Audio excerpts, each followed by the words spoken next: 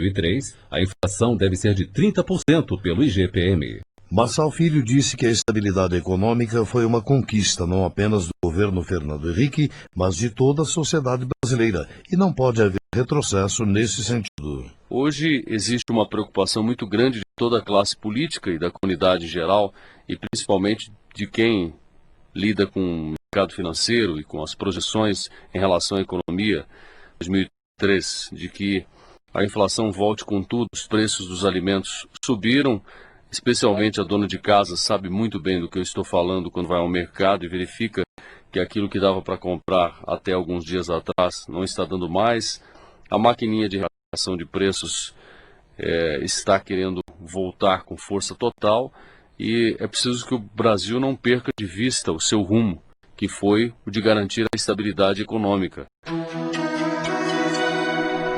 Paulo Paim, do PT Gaúcho, também está preocupado com o aumento do valor da cesta básica, que chegou a R$ 220 em São Paulo e R$ 250 no Rio de Janeiro, ultrapassando o valor do salário mínimo. Em seu relatório sobre o salário mínimo, Paulo Paim defende que o novo valor seja fixado em pelo menos R$ 250 e que o mesmo percentual seja estendido aos aposentados e pensionistas. Paim afirmou ainda que, como senador, vai continuar defendendo o reajuste progressivo do mínimo.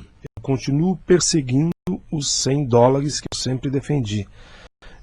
Um dos primeiros passos ao chegar no Senado é reapresentar o projeto de salário mínimo com a meta que ele atinja rapidamente os $100 e estenda o mesmo percentual para os aposentados, mas que ele vá numa escala progressiva, né, para atingir um espaço de tempo médio, o que seria o salário mínimo constitucional, que deveria ser pelo menos algo em torno de $500.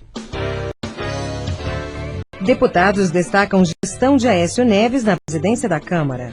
Eunice Oliveira, do PMDB do Ceará, afirmou que há uma unanimidade entre os parlamentares sobre a boa gestão do presidente Aécio Neves, que garantiu transparência aos trabalhos legislativos. Eunice Oliveira disse ainda que a coragem de colocar projetos polêmicos na pauta e a capacidade de articulação foram as marcas da gestão de Aécio Neves. Fizemos diversos posicionamentos que dignificou, que engrandeceu a Câmara dos Deputados. Fizemos uma gestão, um mandato de transparência nessa casa.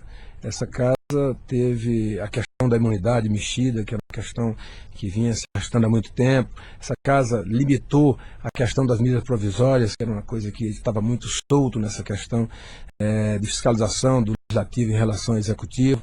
Luiz Erundina, do PSB de São Paulo, destacou o empenho da mesa diretora sob o comando do presidente Aécio Neves para retomar o papel do Poder Legislativo de discutir e aprovar leis. Luiz Erundina afirmou que a candidatura de Aécio Neves foi baseada em acordos com as diversas bancadas e na apresentação de um programa de trabalho que foi fielmente cumprido.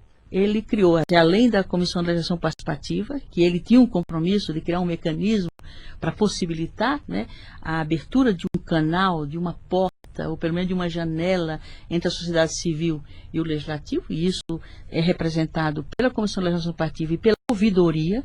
Ele criou uma ouvidoria que o cidadão possa dirigir a essa ouvidoria para fazer queixas, para exigir informações, etc. Ele aprovou o Código de Ética e criou o Conselho de Ética Parlamentar, que é, sem dúvida nenhuma, um instrumento importante de moralização da Casa. Termina aqui o Jornal da Câmara, que estará de volta na quinta-feira. Uma boa noite a todos e um Feliz Natal. Ouça agora as notícias do Tribunal de Contas da União. Minuto do TCU. O ministro Humberto Souza está encerrando seu mandato como presidente do Tribunal de Contas da União no dia 31 de dezembro e faz comentários sobre sua gestão. À frente do Tribunal nos anos de 2001 e 2002, iniciamos nosso mandato criando algumas unidades técnicas especializadas com a finalidade de executar e coordenar trabalhos em áreas específicas. Assim foram criadas, dentre outras unidades, secretarias especializadas para a fiscalização de obras públicas, desestatização, programas de governo e controle dos atos relacionados com o pessoal civil e militar. A instalação dessas unidades produziu excelentes resultados. Na área da fiscalização de obras, o Tribunal duplicou as auditorias realizadas. No controle dos processos de desestatização, impedimos que o preço das instituições fossem cotados abaixo do valor real, como foi o caso do Banespa, em que a atuação do TCU elevou o preço de venda em mais de R$1 bilhão. Esse foi o pronunciamento do presidente do Tribunal de Contas da União, ministro Humberto Souto.